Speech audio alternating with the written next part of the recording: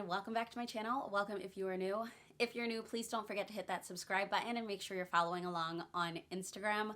I do a lot of what we're doing that day kind of stuff on Instagram, whereas YouTube tends to be a little bit after we've already done it. So if you'd like to see what we're doing more in real time, make sure to check out my Instagram. But for this video, we are going to be talking about our first month of kindergarten. I have not started preschool with my youngest yet. I have a 5-year-old and a 2.5-year-old, and I think we're going to probably start mid-September for preschool, but I am not exactly sure. And we will be doing playing preschool again, so I'll make sure to link in the description previous videos I've done about preschool when Alani was that age. So let's get into kindergarten. As I said, we are a month in. We started mid-July, and I can't believe it's already mid-August. But we have been having so much fun, and I have been learning so much along the way. This is my first year doing elementary homeschool. We did the tot school, preschool, pre-K kind of stuff, and we are starting with kindergarten. I don't have to officially do anything with my state until next year when she's technically in first grade.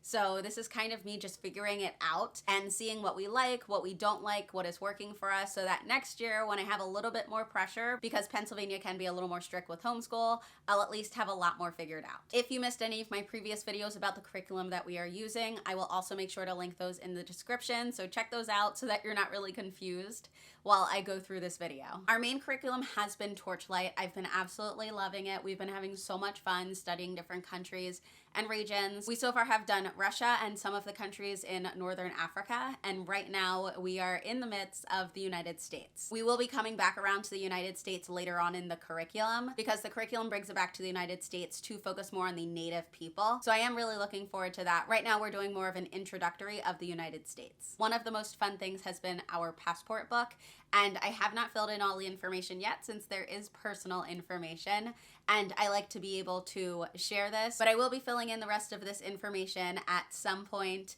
and Alani has gotten to put a few of the stickers in this passport. I did a whole video on how I made these stickers, so I will also link that in the description. Part of the Torchlight curriculum is Be Naturally Curious for their science portion, but we have not gotten to that portion yet. There are other things that they do with science, whether it's studying different animals or the experiments in this book. This is one of the books that was in my thrift books haul, and we are absolutely loving it. The science experiments in here are so fun. So even if you're not following Torchlight curriculum, I highly recommend this book. It just has really fun science experiments, and so far nothing has been so crazy that it's been difficult to get any of the things. The girls' favorite one so far was the marshmallow launcher. We didn't use marshmallows, we used pom-poms because I honestly just didn't want missing marshmallows all over my house. Pom-poms I could deal with, but that was really fun. The girls loved that. I don't know that I have mentioned it in my video before, but something that has helped me with the stamps and also just following along with our books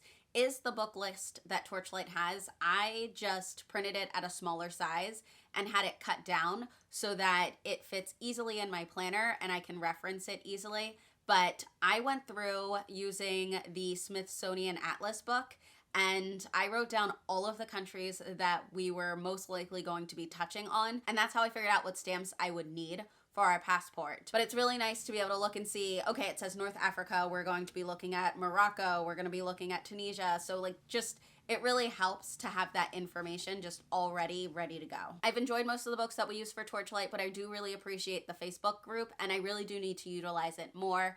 One of the books that was part of the Russian unit, we didn't really like it. It was Anya's Secret Society. That was one of those books that I also purchased through thrift books, so I didn't really get to read it ahead of purchasing it. And then once I had already purchased it, I wanted to make sure that we used it because I did spend money on it. But we did also then have to end up reading other books that kind of highlighted the culture. I've mentioned in a previous video that we are no longer using What a Wonderful Word, and we're no longer using Song of the Wild. Song of the Wild was the poetry book that we are supposed to be using throughout the year. It is one of the spines, and so is What a Wonderful World. Both of those books we're supposed to be using throughout the year. So I still have yet to replace those books. I do have to find books that I would like to replace them with, but I have not done that yet. It's on the list. Once I figure that out though, I will make sure to share what we're using. And that's just one of the things that I love about this curriculum. It's really easy to make it your own. If you don't like something, you can switch it out or change it or completely omit it. I am so glad that we are taking 2 weeks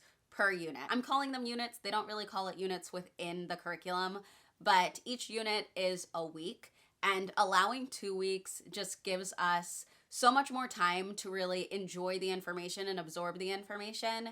Because one, I don't like to do homeschool on Fridays. If we have to, I will. But a lot of times Fridays are dedicated to going to my grandmother's farm, and the girls just like running around, having a great time outdoors. Maybe things will change a little bit in the winter, but for now, Fridays are fairly sacred, and I'm not taking that away from the girls. So it's nice to be able to just be doing it Monday through Thursday across 2 weeks.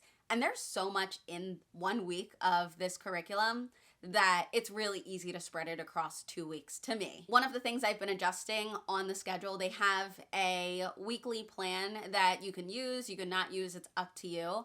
And I've noticed that when there are videos to watch, all of the videos are on one day, and generally it's Thursday. I don't know if there's a reason for that, but as I'm planning across 2 weeks, I like to put a video on as many days as I can. We're not always home in the mornings, but when we are, we do circle time, then we do our book, and then we watch one of the videos. So they really enjoy that, and they like that flow, and I enjoy that as well. It gives us that time together and a lot to discuss. Another thing I have adjusted is the student workbook. So I had made this binder, and I had planned on using the pages that I found on the member resources for Alani to fill out, but I just found they weren't the best pages for her. There wasn't enough space for her to write. She's a new writer. She's just learning to form letters.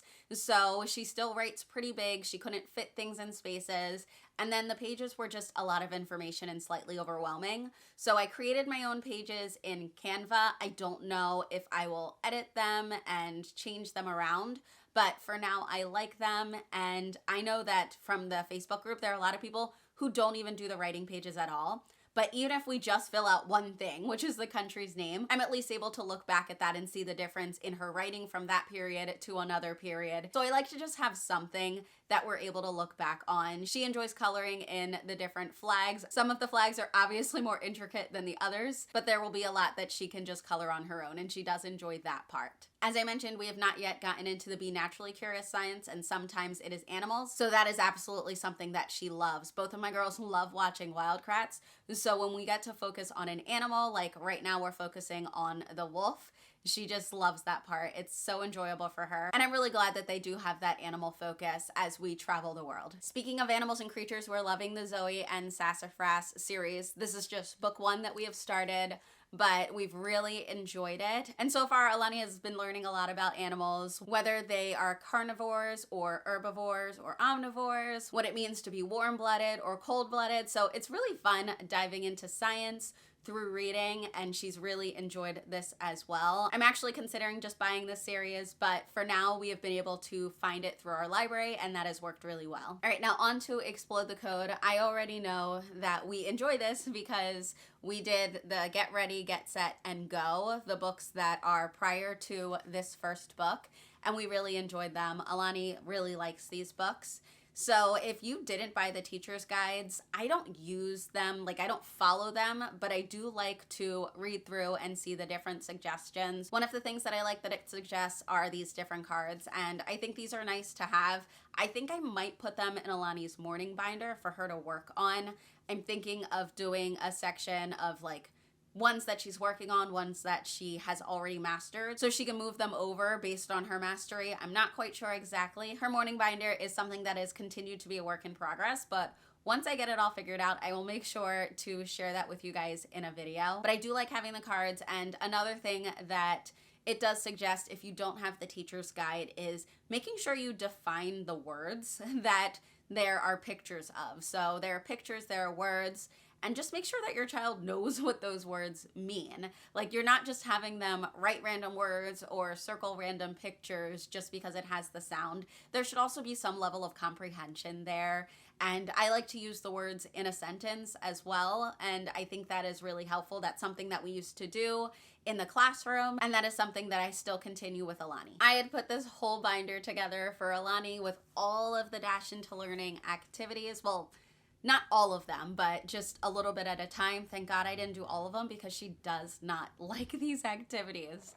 So I have been finding other activities that she enjoys where she can work on phonics skills. I feel like the phonics games align more with what she's learning in Explode the Code than what she's learning in specific books of Dash Into Learning, but I'm completely fine with that as long as she is working on her phonics skills. I'm still going back and forth with how much I love Dash Into Learning. Some days I really like it, some days I don't. For example, one of the books very early in, I want to say the second or third book that she was reading, was working on the TH sound. Now, I understand that it was working on the TH sound because it had the sight word this in it, but that is something that I ended up deciding to just teach her that word and move on. If your child has already mastered how to pronounce the TH sound, then it's not a problem. But Alani hasn't mastered that yet, and she was getting really frustrated.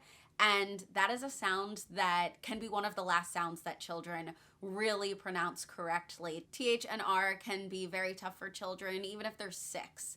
So I just thought that it was a little bit discouraging. I still think they are beautiful books, and I really like the way that they do teach the different sounds before you start reading the books. It's just something that frustrated my daughter specifically, so we just had to step back a little bit, but I think we will be ready to jump back into it soon. Since she hasn't liked the activity packs though, I've been finding games on Teachers Pay Teachers that she really does enjoy. She loves searching for things, so I found one thing where she can search for the different things that start with the letter she's working on.